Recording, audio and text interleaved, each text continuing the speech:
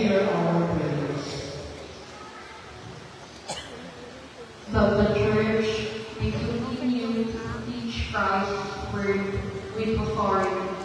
Let us pray to the Lord. Lord, hear our prayers. That the hearts of world leaders may not harden as they hear Christ's words today. Let us pray to the Lord. Lord, hear our prayers. That those considering religious life may do the will of God. Let us pray to the Lord. Lord, hear our prayers. The purity and respect for human dignity will destroy the unclean spirits at work in our society.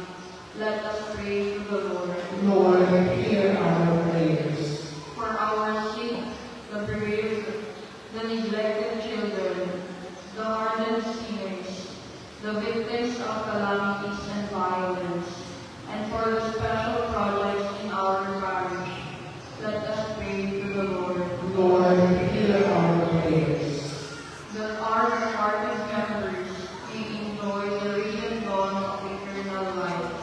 Let us pray to the Lord. Lord, hear our prayers. For our own personal intentions,